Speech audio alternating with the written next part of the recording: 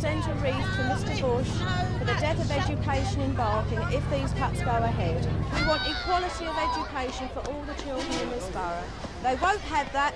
They won't have the right to education under the 1944 Education Act if these cuts go ahead. Stop the education